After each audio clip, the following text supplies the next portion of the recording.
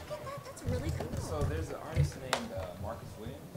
I don't know if he's an artist out this week, but I got this like 2 years ago, and he does all these different kind of renditions. Oh, love it. His art is amazing. Yeah. So I definitely recommend if you can find them. You know. I collect Wonder Woman stuff too. So. I think he's got a website, Marcus the Visual. Marcus the Visual? Yeah. Okay. It's okay to come over and sit by you? Yes. I mean, you're not gonna like shove me out of my chair. No, I'm not. I will not let him. You're fine. I'm Niger. Nice to meet you. Yeah, come on over here. Tell me your name one more time. Niger. Niger. Yes. That's a beautiful name. Thank you. Samuel, Kari. Hey. Kari. Thank you Ferrari. Yeah, thank you for stating that, because I definitely want to call you Kari. So it's Kari. I get it all the time. It's a Swedish name, so it's like I literally keep telling people it's Kari like Ferrari. All right, so you want me to put mine this way? How you want to do flip it? Yeah, flip it. And I'm Wahlgren like Wahlgren? Like a grin on your face. Wahlgren. Got you. Okay. As long as you get the Kari right. Got I don't care about it. Oh, okay. Yeah, that's what I was saying. The last name I'm not so worried about. The first name I'm just like... I'm going to be... Oh, are you going to be in too? Or, are you... I'm just going to kind of position mine that way. That way it's a bit easier. Oh, I got you. Go ahead and sit down. I got you. You sure? Yeah. No, you're fine. You're fine. Because I can... mine's... All right, well, because, you know, we got, like, limited time with you. Although we could probably talk for forever because we really could talk about your career. I believe it, but you got to pick the good ones. You got to pick the really we will. big questions. We will. No, actually, this is great. But anyway, I'm gonna officially start this. So we're here, Otakon 2019, and we are with the real talented Kari Wahlgren. Hi. Got it. Yes. Who has been accredited for over 600 roles, and that is impressive. Thank you. Wow. And I mean, this ranges from tons of shows, from DC Superhero Girls, Big Hero 6, DuckTales, Marvel Future Avengers, with numerous roles within these shows as well as that. Yeah. And this is the funniest one. I mean, Kung Fu Panda, The Legend of Awesomeness, where you pretty much are everybody in that show. That was fun. Like I was Tigress in that show, but then like they'd have Mrs. Fu, like, and she'd be this little old lady, and they're like, well, let's give it to Kari. It's like, okay, I'll do it, you know. So it was a lot of fun. And yeah, so many different roles, but I think we need to start off with the important hard questions. And actually, these questions actually come from, as you like to say, the people always ask you the same questions. So if you take a look at the KariWahlgren.net page, your frequently asked questions, where all the questions are everybody asked. So we're going to ask them anyway. Okay, great. All right, great. So look, literally the first question is, who's your favorite character? No, we're not going to ask that. I'm just no, playing. don't ask that. Yeah, I'm just, if you ask me who my favorite character is, I'm like, no. Yeah, I'm not going to ask you that. I don't know. It's like picking out of my children. But I will ask you this. Okay.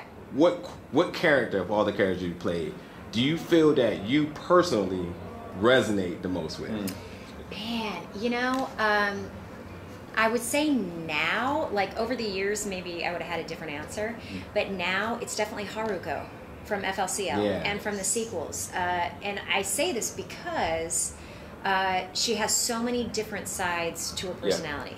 And I feel like with a lot of, especially female characters, they're just always perfectly sweet, and they're, you know, like these angelic characters, or they're just this evil, you know, one-note villain. And Haruko, she's got this vulnerable side and this like sensitive side, and she's got this crazy side. She's got a sexy side, and I think all of us have different sides to our personality, and so I think it's one of the few characters where I would go into the studio and I didn't know what she was going to say next or what she was going to do next, and I think there's something about feeling, I don't know if anybody else has felt like this, but sometimes I feel like an alien walking around, you know, and so I think there's so many things with Haruko that I really gravitate towards that role.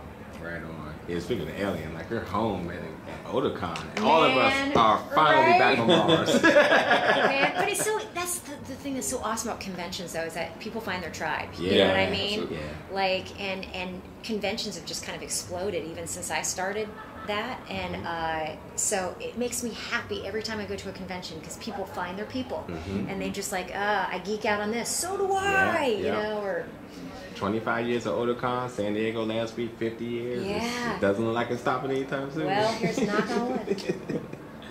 So I think that's a really good segue. Haruko, fully cool, alternative and progressive. The fact that it took so long, and then finally you guys are getting, you know, what you got, and it's kind of just like, this is such an amazing, crazy show. Yeah. And your character is so, like you kind of described it. But how does it actually feel, like having like such tenure with that character, and then all of a sudden just out of you, like, okay, we're gonna green this, coming to Adult Swim, and how was that feeling for you, like to get to play that role again? Well, first of all, I was totally shocked. Yeah, we all were. Because over the years, I'd go to conventions and people would be like, man, are they going to do an FLCL sequel? Exactly. And after about 13 or 14 years, you're like, give it up, man. It's gonna never going to Exactly. happen. So, you know, to have 18 years go by and then they call up and they're like, would you do the sequel to FLCL? Yeah. And I'm like, yeah. But never thought it would happen. Yeah. And to their credit, you know, it's a scary, stressful thing that they did to take this really beloved, crazy cartoon and make these 2 new seasons of it. Yeah. So they hired a bunch of new artists, they told these new stories, they introduced these new characters, because they just didn't want to rehash the same thing. Yeah. So for me, it was cool to play the character again and to have her come back as kind of this mentor figure, because I felt older and wiser, you know, coming back 18, 19 years later. But also it kind of felt like putting on like your favorite old sweater, because the first couple of lines in the studio, everybody was like, that's Haruko, she's back. Yeah. So it was very special. Yeah. I saw those like behind the scenes when Cartoon Network was running. I was like, this must be amazing. I'd be freaking out if it was. It was emotional. Like it was downright. Like, you know, I think about where I was at in my life. I had not been in LA very long when I got that role, and you know, I was super poor. My roommate at the time, she would work craft services, and so she'd bring home frozen egg rolls, and that's what I'd eat and live off of. So it was crazy to come back and do that character again after all those years and be like, man, life has come. I mean, I still eat frozen egg rolls sometimes, but now I buy my own. Habits never. I wasn't going to ask. I'm glad you were honest enough. Now I can afford to buy my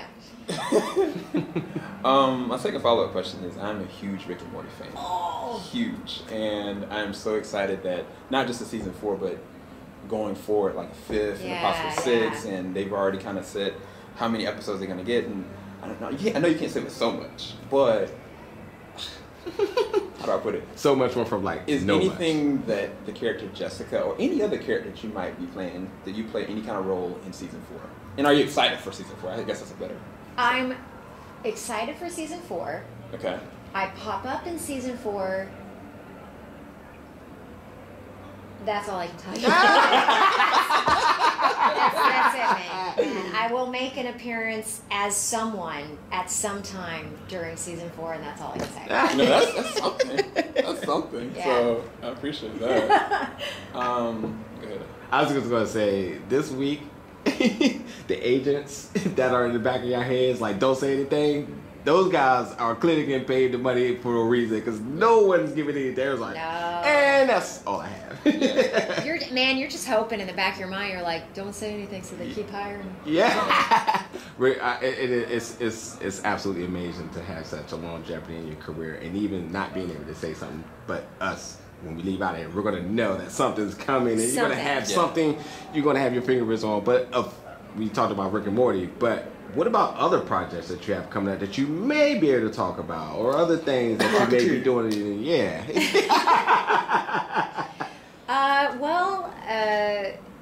Man, I've got a couple of big projects that I can't talk about yet. Okay. Sorry. Okay. I know that's the worst thing. No, that's fine. That's the hype. We like that. It's the tease. We like that. Yeah. It's the after the credits. We like that. We like that. But we did just announce there's a new cartoon coming to Netflix called Archibald's Next Big Thing with Tony Hale, and man, that one it just makes you feel good. Like Archibald's just one of those sweet, positive characters, and like all these potentially crappy things keep happening to him, and he always finds some like positive spin on it and some way to like turn it into something cool.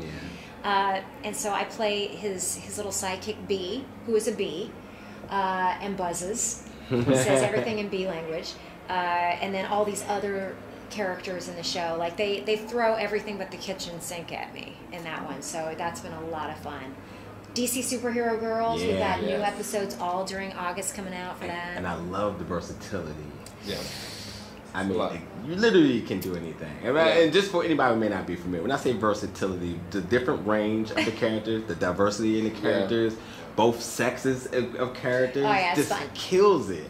I was going to ask you to, if maybe we can just do the last of the interview with you doing the buzz, the B language. Oh, the B language? Yeah. That would be really awesome. Right. Okay. Actually, I'll give you a question. You can go with it, okay? Okay, give me a question. How has the experience been working with a major company like Netflix and like the creative freedom that they provide for you?